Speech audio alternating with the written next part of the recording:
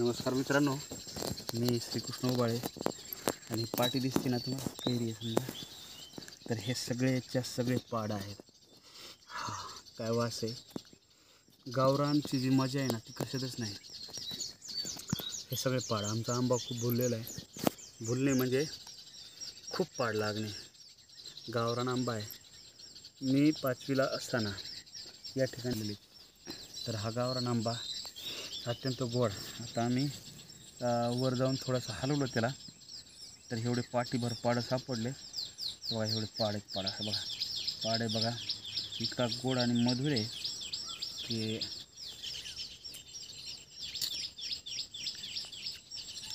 काय. कार्पेटचे पिकलेले आंबे आणि कुठं हे अमृत काय असं ना आपल्याला माहीत नाही, पण ह्या इतकं गोड आहे ना, साखरेपेक्षाही गोड. एकदम जबरदस्त. हे बघा, तो वास भारी आहे ना, आणि ह्याची चव तर लयच भारी.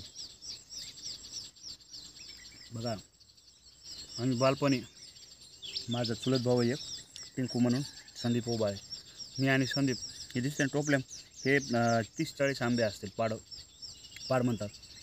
तर आम्ही दररोज दोघंजण मिळून, कमीत कमी आम्ही दोघं 30-30 तरी, दोघं एक जण 30-30 पाडं खात असून इतके पाडं दररोज खायचो आणि 2-3 तास पोहायचो विहिरीमध्ये. संदीप आता पुण्यात असतो. आता ते दिवस येऊ शकत नाहीत आणि ती मजा आजच्या मुलांना कधीच. म्हणजे सकाळी पहाटे 6 वाजता यायचं, पाडं आंब्या खालून गोळा करायचे आणि खायचे, नंतर 2-3 तास पोहायचं. काय मजा असेल बघा. त्यामुळे शरीर सशक्त आणि मजबूत बनतं. हे आंबे बघा,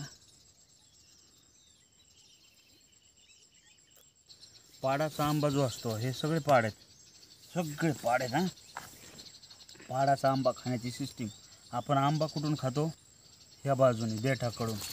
तर पाड जे असतात, पाड म्हणजे झाडावरच पिकलेलं, तर ते खाण्याची पद्धत आमच्या गावाकडं अशी आहे.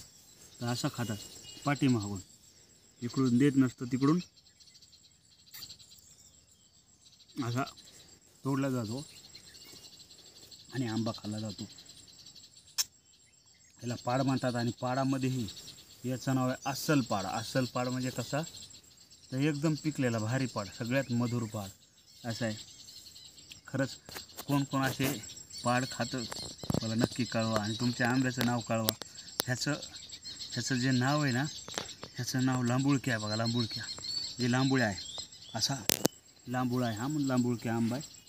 तर नक्की कळवा. रामकृष्ण हरी.